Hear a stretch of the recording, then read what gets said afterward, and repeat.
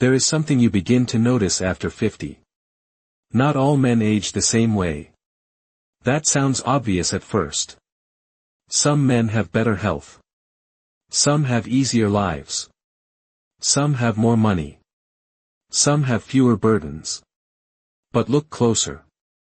Because sometimes two men can be the same age, carry the same gray hair, face the same passing years, and still become completely different kinds of presents.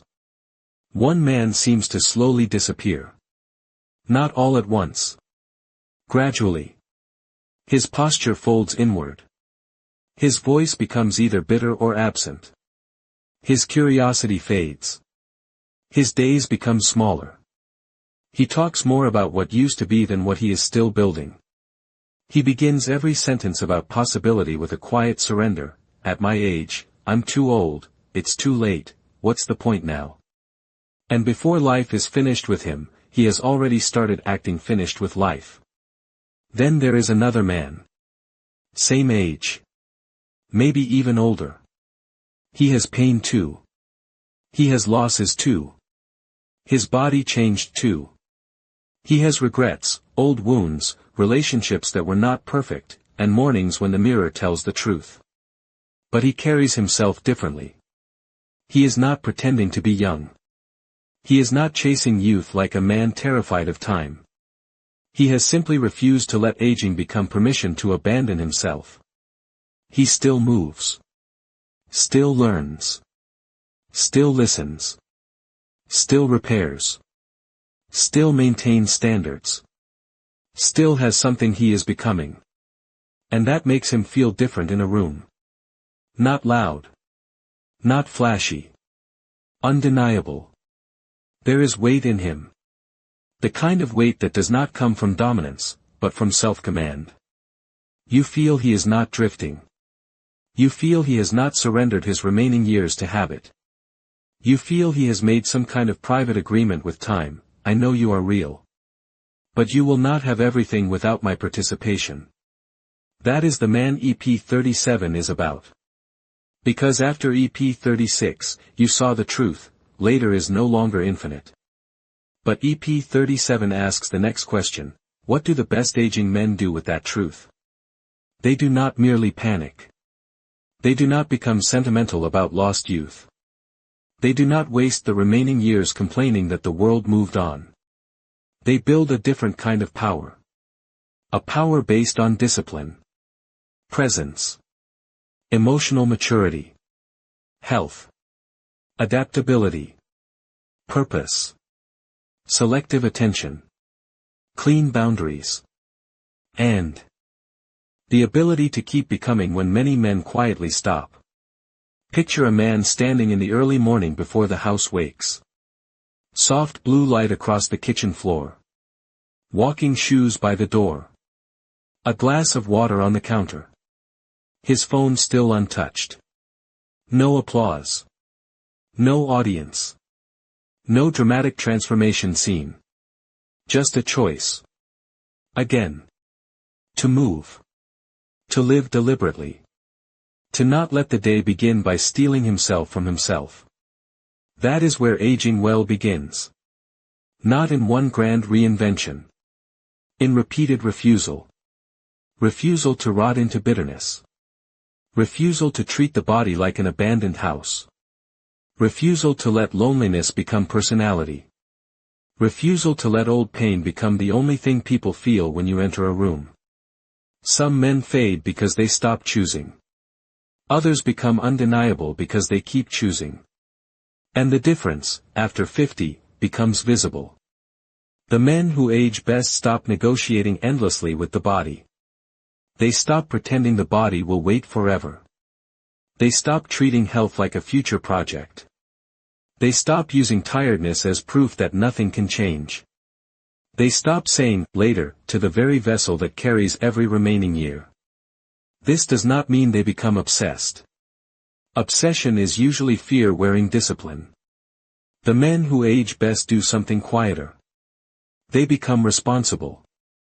They understand that after 50, the body is no longer a background detail. It is infrastructure. It is how they remain present for family. How they keep enough energy to think clearly. How they prevent small limitations from becoming a shrinking life. How they carry dignity into rooms. How they protect the possibility of the future. Picture a man in a bathroom at dawn. The light is pale and honest. He stands before the mirror, not admiring himself, not hating himself. Just looking. Really looking. The face has changed. The body has changed. There are signs of years, stress, neglect, survival. The weaker man turns away and calls it aging. The better aging man stays. He tells the truth without contempt. This is where I am. Not shame. Assessment. Because shame makes men hide. Assessment makes men move. That is the difference. The men who age best do not ask, how do I become young again? They ask, what must I maintain so my remaining life does not shrink unnecessarily? They walk. They lift what they can. They stretch what has tightened. They sleep with more seriousness. They stop laughing off every warning sign. They get the appointment. They check the numbers. They stop treating the doctor like an enemy of their pride. They eat in a way that respects tomorrow, not only tonight. None of this is glamorous. That is exactly why it matters. Because aging well is often built in ordinary rooms where no one is watching. A glass of water instead of another drink. A walk instead of another hour of numb scrolling. A bedtime kept because clarity matters. A meal chosen because the body is not a trash bin for emotion. A checkup scheduled because denial is not masculinity. The men who age best understand something powerful: discipline after 50 is not punishment. It is self-respect made visible. And self-respect changes presence. A man who cares for the body carries a different signal. Not perfect. Not vain. Led. His family feels it. His partner feels it. Younger men feel it. They sense that he has not quit on himself. And that matters because people often trust a man's wisdom more when they can see he still leads himself. A man who has abandoned his own body may still have insight. But the signal becomes conflicted. His words say life matters. His habits say he stopped believing that. The men who age best close that gap. They make the body agree with the values. Not perfectly. Consistently. And consistency, after 50, becomes a kind of quiet power. Because the body will not stay young. But it can stay respected. And a respected body carries a different man. Many men do not become old because of age first. They become old because of bitterness. Bitterness hardens the face before wrinkles do. It narrows the voice. It makes every new idea feel like an insult. It turns younger people into enemies. It turns changing culture into personal disrespect. It turns family independence into rejection. It turns silence into punishment. And slowly, bitterness becomes a man's atmosphere. People feel it before he speaks. A room tightens when he enters. Conversations become careful. Children share less. Partners avoid certain topics. Friends stop calling unless they have emotional energy to spare. And the bitter man says, see? People don't care anymore. But he cannot always see that bitterness has made him harder to approach. This is one of the great dangers after 50. Pain that is not processed becomes personality. Disappointment becomes tone.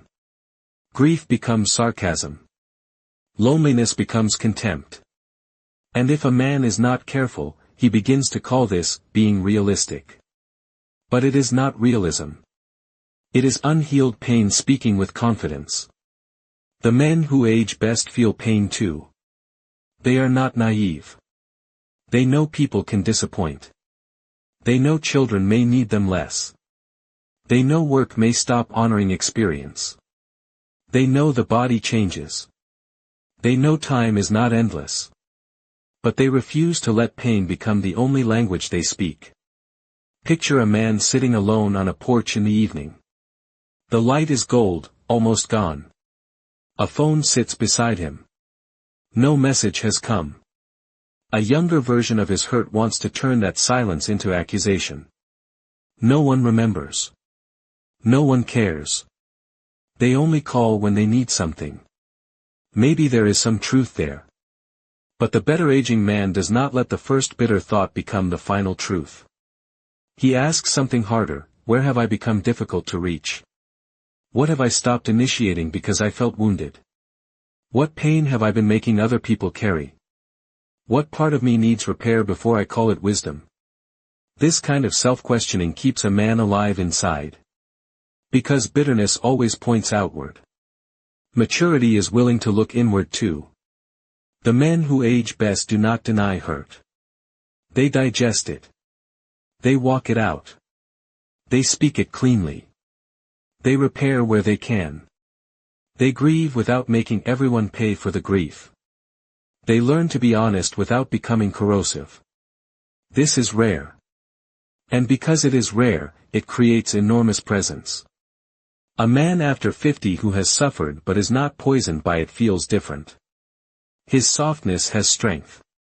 His boundaries have calm. His humor has warmth. His silence does not punish. His wisdom does not humiliate. People return to men like that. Not because those men have perfect lives. Because their presence does not make life heavier. The men who age best understand that later life will bring losses. But they also understand that bitterness is not proof of depth. Sometimes bitterness is simply pain that stopped growing. And they refuse to stop growing. Curiosity is one of the clearest signs that a man has not finished living. Not busyness. Not noise. Curiosity.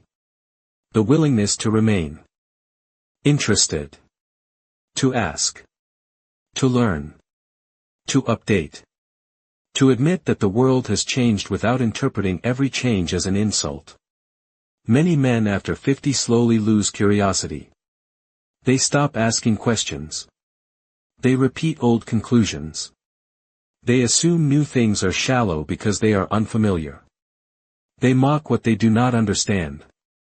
They turn confusion into superiority. And at first, this may feel powerful. But it is often the beginning of irrelevance. Because a man who stops learning starts becoming a monument. And monuments are strange things. They may be respected, but they are no longer consulted. People visit them. Reference them. Admire what they once represented. But they do not bring them living questions. This is the hidden danger for many men after 50. Not that they become useless. That they become historically respected, but presently irrelevant. Their children stop asking certain questions. Their grandchildren explain less. Their workplace listens politely, then moves elsewhere. Not always because wisdom disappeared. But because adaptability did. Because somewhere along the way, they confused "I already know enough" with strength. But a man who refuses to learn eventually teaches people something dangerous, that he has stopped evolving. And when people feel that, they may still honor his past, while quietly building their future without him. The men who age best avoid this. They remain teachable without becoming childish. They stay grounded without becoming closed. They keep old wisdom, but they translate it into the present. This is important because aging well is not only about health. It is about adaptability. A man can have decades of experience and still become irrelevant if he cannot connect that experience to the world his family, workplace, and community actually live in now. Picture a grandfather sitting at a kitchen table with his teenage grandson. Evening light through the window. The grandson is trying to explain something on a phone. An app. A trend. A digital world that feels strange to the older man. One kind of man dismisses it immediately. Waste of time. Your generation is lost. Back in my day, the conversation closes. The grandson stops explaining. Another kind of man leans in. Not pretending to understand everything, but asking, "Show me how that works. What do people use it for? What do you like about it? What worries you about it?" Suddenly the conversation becomes a bridge. Not because technology matters most. Because curiosity keeps relationship alive. The men who age best understand that curiosity is respect in motion. It tells younger people, "I do not need to become you to take your world seriously." It tells life, "I am still available to learn." It tells the mind, "We are not done expanding." This applies everywhere. To health, relationships, work, emotion, spirituality. A man who stays curious about his own patterns can heal. A man who stays curious about his children can stay connected. A man who stays curious about the world can keep contributing. A man who stays curious about his body can adapt before crisis. Curiosity is not weakness. It is one of the highest forms of strength after 50. Because it requires humility without collapse. It requires admitting there is more to understand. And men who can still learn can still become. That is why they age differently. They do not turn the past into a prison. They use it as a foundation. Then they keep building. The men who age best become careful with attention. Because after 50, attention is not a small thing. It is life itself. Whatever keeps receiving your attention keeps receiving your remaining years. And many men are spending those years unconsciously. On outrage. On scrolling. On old resentments. On arguments that do not build anything. On news that keeps the body tense but the life unchanged. On comparing themselves to younger men. On replaying conversations from 10 years ago. On mental courtrooms where they keep defending themselves to people who are not even present. This is not harmless. Attention shapes aging. A man who feeds his mind constant irritation begins carrying irritation. A man who spends every evening numbing himself begins losing sensitivity to life. A man who rehearses resentment daily becomes skilled at resentment. A man who gives his best energy to distraction has little left for purpose.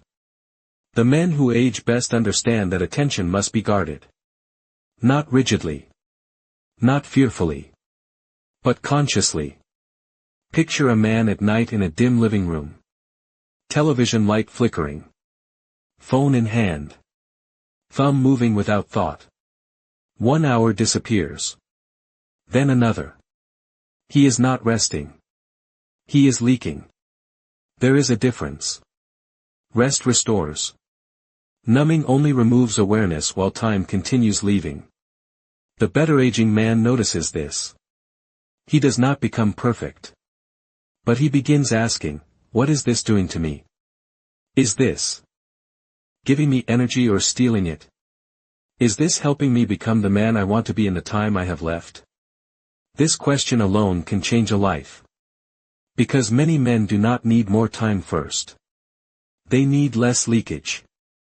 Less attention given to what weakens them. Less energy spent proving invisible arguments. Less identity built around irritation. The men who age best create rituals that protect attention. A quiet morning before screens.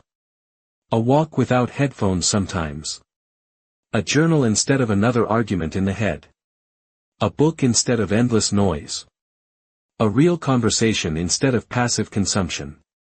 A project that receives their best hour before the world takes the rest. This is not about productivity culture. It is about reverence. Reverence for remaining life. Because after 50, you cannot afford to give your clearest attention to things you do not respect. Your attention should know what matters. Your body. Your purpose. Your children. Your partner. Your health. Your peace. Your unfinished work. Your relationship with God, meaning, truth, or whatever you know is larger than your moods. The men who age best are not always the busiest. They are often the most selective. They know what deserves them. And they stop donating their remaining consciousness to everything that provokes them. That selectivity becomes power. Because a man who protects attention protects destiny. The men who age best repair faster. Not perfectly. Not always easily. But faster than their pride wants to. This is one of the clearest differences between men who mature and men who simply get older. Immature aging holds grudges like trophies. Mature aging understands that time is too short to worship pride. Some children do not need a perfect father. They need one who repairs sooner. Not someday. Not after decades of emotional distance harden into identity. Sooner. Soon enough that love does not spend years translating silence. Soon enough that pride does not become the loudest voice in the family. Soon enough that a child does not confuse your delay with indifference. This matters deeply. Because many fathers believe love is still understood even when repair is postponed. Sometimes it is. But sometimes what the child remembers most, is how long the distance lasted. And after 50, a wise man begins asking not only, was I right? But also, how long have I let being right cost me closeness? After 50, a man begins to see how many relationships were damaged not only by mistakes, but by the delay after mistakes. The apology that came too late. The call never made. The silence that lasted longer than the conflict. The need to be right that outlived the need to be close. The years lost because two people waited for the other to soften first. The men who age best do not treat repair as humiliation. They treat it as maintenance. Just as the body needs movement, relationships need repair. Just as a house needs care, trust needs care. If something matters and it cracks, you do not stand there arguing with the crack. You repair. Picture a man sitting at the edge of his bed late at night. The room is dark except for the small glow of a bedside lamp. His phone is in his hand. A conversation earlier went badly. His tone was sharper than it needed to be. The old reflex says, let it go. They know what you meant. Pride says, do not make yourself smaller. Fear says, if you apologize, they will use it against you. But maturity says, repair what is yours before it becomes a wall. So he sends a message. Not dramatic. Not self-punishing. Clear. My tone was wrong earlier. I'm sorry. I still stand by what I meant, but I should have said it better. That kind of repair is powerful. Because it does not erase standards. It cleans the delivery. It tells people, I am strong enough to own my part. Many men confuse apology with weakness. But after 50, apology can become authority. Because only a secure man can take responsibility without collapsing into shame. Only a mature man can protect both truth and connection. Only a wise man can understand that being right is not always worth becoming unreachable. The men who age best repair with children. With partners. With friends. With themselves. They stop letting pride turn small wounds into family history. They stop calling emotional distance peace. They stop assuming people know what was never said. They understand that every unrepaired rupture becomes part of legacy. And they do not want to leave behind a life full of preventable distance. This does not mean chasing people who refuse respect. It does not mean apologizing for having boundaries. It means owning what is yours while it can still matter. Because the men who age best know, time makes unrepaired things heavier. So they repair sooner. And that keeps their hearts from becoming houses full of locked rooms. Comfort becomes more seductive after 50. Not because a man becomes lazy by nature. But because he is tired. He has carried decades. He has fought battles no one saw. He has earned rest. And rest matters. But comfort and rest are not the same thing. Comfort can become the slowest form of disappearance. Not collapse. Not crisis. Disappearance. A man does not always vanish through one dramatic failure. Sometimes he fades through overprotection. Too much convenience. Too little challenge. Too many evenings spent choosing numbness over meaning. Too many years arranged around avoiding discomfort instead of building something worthy. And because nothing looks broken, he may not realize he is slowly becoming less alive. This is why comfort can be deceptive. It often feels safe, while quietly shrinking the edges of who a man could still become. Rest restores you so you can live. Comfort can sometimes numb you so you do not have to feel how little you are living. The men who age best learn the difference. They are not harsh with themselves. But they do not let comfort become a cage. They understand that a life built only around ease can quietly become a life without direction. A soft chair. A familiar routine. The same meals. The same shows. The same complaints. The same avoidance. Nothing dramatic. But slowly, the soul becomes underused. Purpose interrupts that. Purpose gives the day a spine. It gives the body a reason. It gives pain a direction. It gives wisdom somewhere to go. It gives time weight. Picture a man standing in a small workshop behind his house. Afternoon light through a dusty window. Wood shavings on the floor. Tools laid out carefully. He could be inside numbing himself. No one would blame him. But instead, he is building something. A chair for a grandchild. A shelf for a neighbor. A small project no one will call impressive online. But his hands are moving. His mind is engaged. His presence is alive. That is purpose. Not always grand. But real. The men who age best choose purpose in practical ways. They mentor. They serve. They create. They train. They repair. They teach. They become useful without needing to be needed. Constantly. They build a life where their wisdom has somewhere honorable to go. Because unused wisdom can become bitterness. But wisdom given direction becomes legacy. This is why purpose matters after 50. Without purpose, pain loops. With purpose, pain can be transformed. Without purpose, time leaks. With purpose, ordinary days become meaningful. Without purpose, comfort becomes the main god. With purpose, comfort becomes recovery, not identity. The men who age best do not ask only, "What do I feel like doing?" They ask, "What kind of man do my remaining years require me to become?"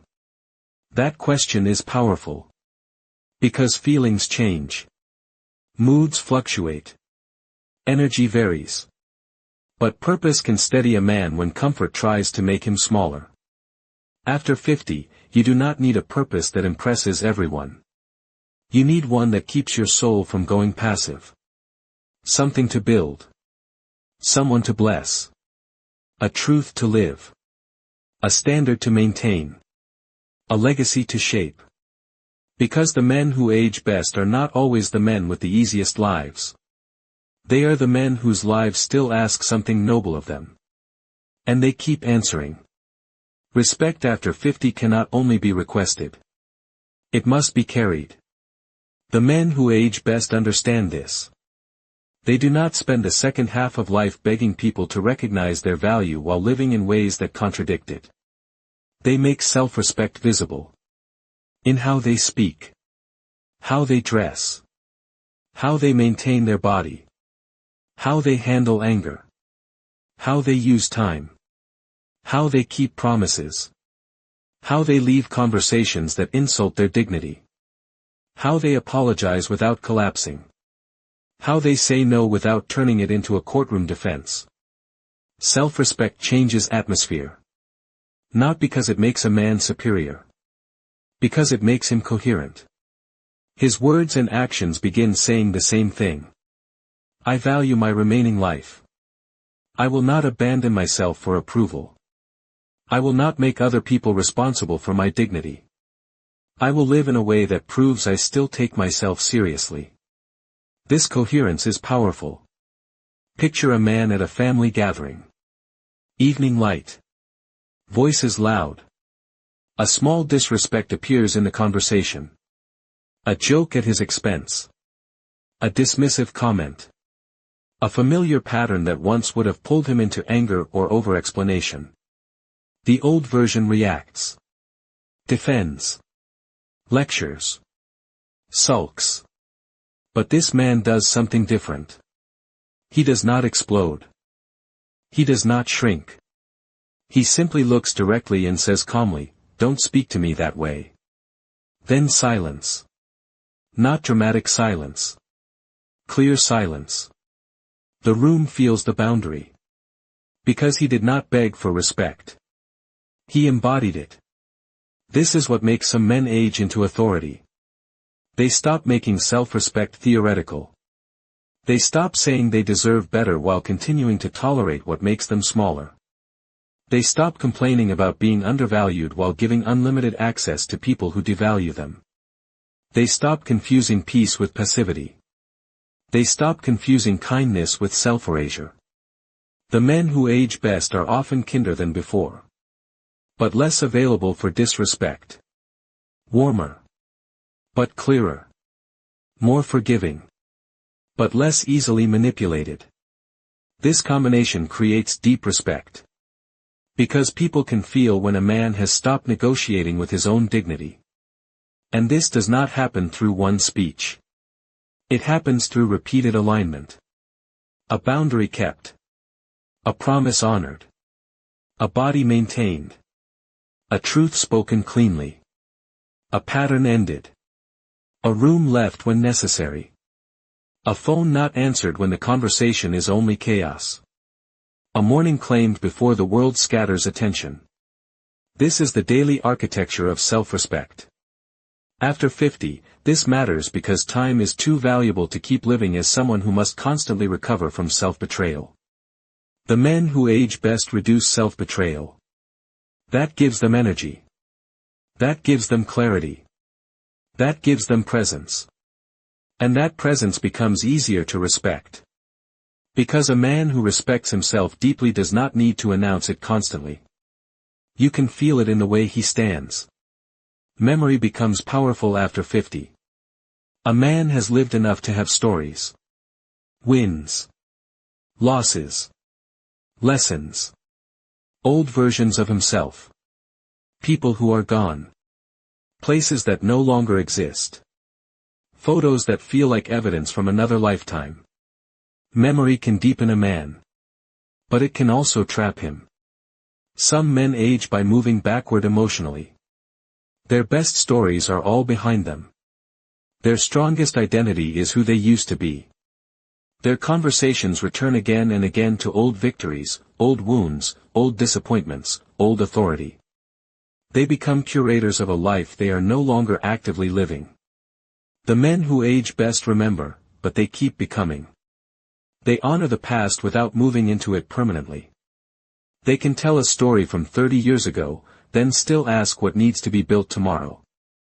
They can grieve what is gone, then still participate in what remains. They can respect who they were, but refuse to make that the final version.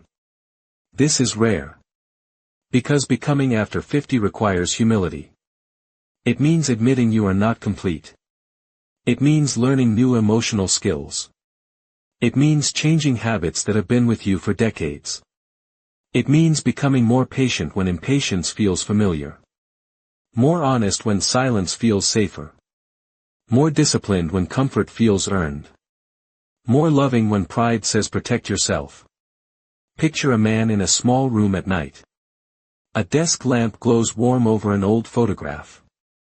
In the picture, he is younger. Strong. Confident. Surrounded by people and versions of life that no longer exist. He looks at the photo for a long moment. There is grief there. But then he closes the album. Not because the past means nothing. Because the present is still waiting. He opens a notebook. Writes one question: what am I becoming now?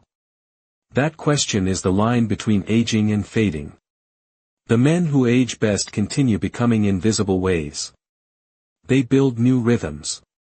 They repair relationships. They strengthen the body. They become less reactive. They become more generous. They stop using age as a permission slip for emotional laziness. They refuse to say, "This is just how I am," when what they really mean is, "I do not want to grow there." This is powerful because many people expect older men to become fixed, predictable, rigid, set in their ways. So when a man after 50 changes honestly, it gets noticed. A father becomes easier to talk to. A husband becomes more present. A grandfather becomes more patient. A friend becomes more honest. A man becomes less bitter. Those changes become legacy. Because perhaps one of the greatest things a man can leave behind is not proof that he was always right, but evidence that he kept growing. The men who age best do not let memory become a museum. They let it become soil. And from that soil, they keep becoming. The difference between men who fade and men who become undeniable is rarely one dramatic decision. It is practice. Daily practice. Quiet practice. Unseen practice. The body practiced. The mind practiced. The heart practiced. The attention practiced. The boundaries practiced. The repair practiced. The purpose practiced. A man does not become grounded by wanting to be grounded. He becomes grounded by practicing calm when he wants to react. He does not become respected by demanding respect. He becomes respected by practicing self-respect in small moments. He does not become healthy by regretting neglect. He becomes healthier by practicing care today.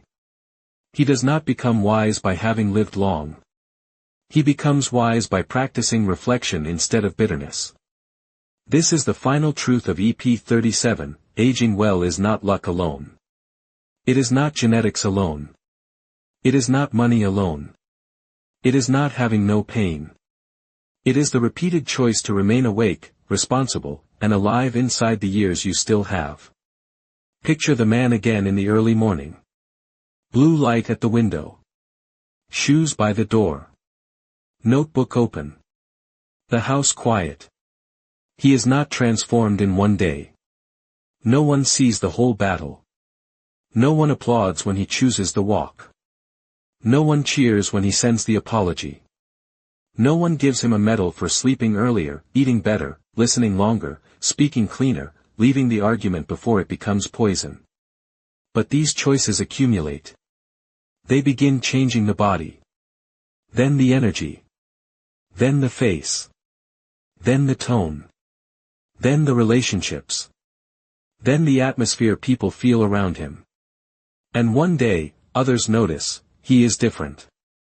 Not younger. Different. Clearer. Calmer. Stronger in a way youth could not teach. More difficult to dismiss. More useful without being desperate. More loving without being weak. More boundaried without being bitter. More alive without pretending time is not real. This is what makes a man undeniable after 50. Not perfection. Practice. Practice is what tells time, you may change me, but you will not shape me alone. Practice is what tells the body, I still lead you. Practice is what tells the family, I am still becoming safer, stronger, clearer. Practice is what tells the soul, we are not finished. So maybe the question is not, will I age? You will. The question is, what will I practice while I age? Because what you practice becomes your presence. What you practice becomes your legacy. What you practice becomes the man people feel when you enter the room. Some men practice resentment. Some practice surrender. Some practice avoidance. Some practice excuses. And those practices age them. Other men practice movement, repair, curiosity, discipline, self-respect, purpose. And those practices sharpen them. So if you want to age differently, do not only wish differently. Practice differently. Starting today. Not later. Not when life becomes easier. Not when motivation arrives. Today. One walk. One boundary. One honest word. One repair. 1 hour protected. One act of self-command. Because some men fade. Others become undeniable. And the difference is what they practice when no one is watching. In the next episode, we go deeper into value. Because people learn your value partly from what you keep tolerating. And that is where the next chapter begins.